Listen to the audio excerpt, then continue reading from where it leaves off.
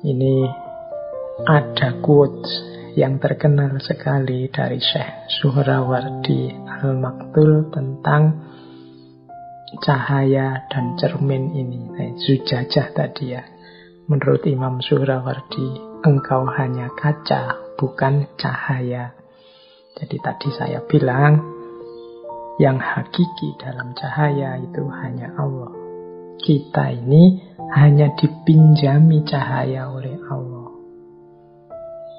Nah, dalam analoginya, Syekh Suhrawardi ini sebagaimana cermin, sebagaimana kaca. Jadi kita ini hanya kaca. Kita ini bukan cahaya. Yang punya cahaya itu Allah. Allah meminjamkan sedikit cahayanya pada kita.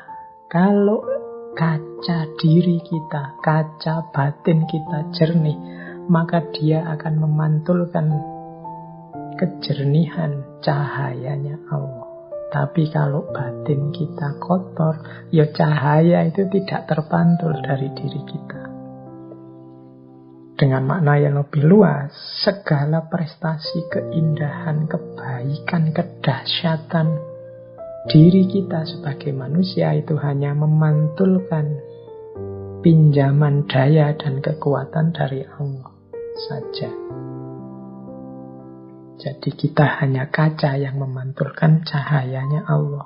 Bukan daya dan kekuatan kita yang sejati, bukan cahaya kita sendiri, tapi pinjaman dari cahaya dan kekuatan dari Allah.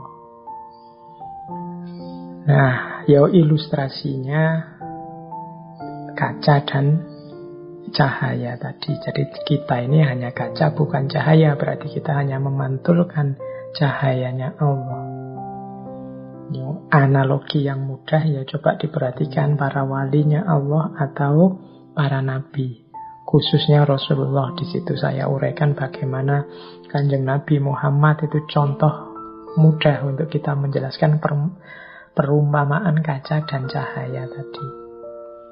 Jadi cahaya ilahi yang luar biasa bertemu dengan Rasulullah yang jernih, yang terang, yang tidak ada kotor sama sekali dalam dirinya, maka cahaya itu, cahaya ilahi itu kemudian dipantulkan oleh Rasulullah ke seluruh alam semesta. Disitulah terjadi momen rahmatan lil alamin, bahwa kehadiran Kanjeng Nabi adalah rahmat bagi seluruh alam semesta. Karena Kanjeng Nabi mampu memantulkan cahayanya Allah dengan sempurna. Jadi sebagaimana cermin yang menghadap matahari, kalau cermin ini sangat jernih, maka dia bisa memantulkan cahaya matahari dengan luar biasa terang. Nah, itu ilustrasinya. Maka sejauh mana kita bisa memanifestasikan dalam hidup kita diri kita sebagai rahmatan lil alamin, berarti sejernih apa kaca diri kita, sejernih apa batin kita yang mampu memantulkan cahaya Allah yang hadir dalam diri kita.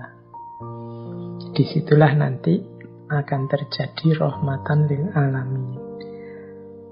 Mengapa hari ini rasanya kok agak berat mewujudkan yang rahmatan lil alamin ini? Mungkin karena kaca cermin kita kurang jernih. Jadi kita sibuk dengan banyak hal-hal lain yang menjadi hijab, sehingga kaca kita gelap. Ketika kaca kita gelap, maka dia tidak bisa memantulkan cahaya. Ya kalau kaca itu, bayangkan kaca ketutup kotoran-kotoran, dari warnanya putih jernih jadi hitam.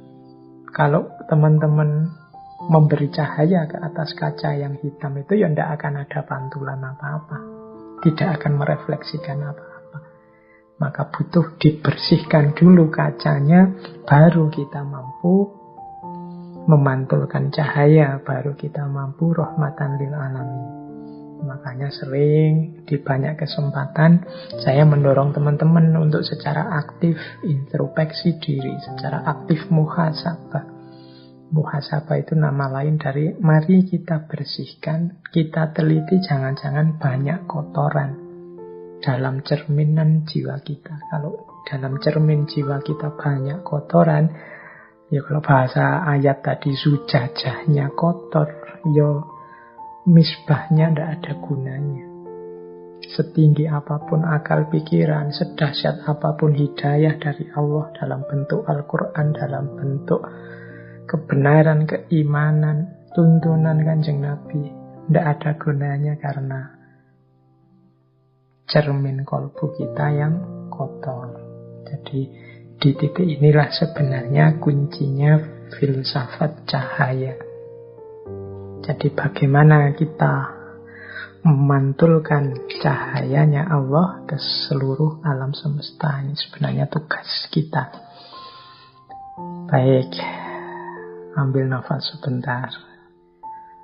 Semoga sedikit banyak sudah ada yang bisa ditangkap dari yang saya sampaikan malam hari ini.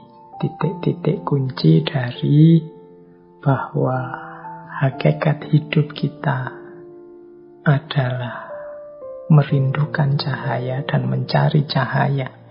Namun itu tidak ada gunanya kalau batin kita kotor. Karena ketika batin kita kotor, keruh, maka cermin jiwa kita tidak akan bisa menangkap cahaya apalagi memantulkannya.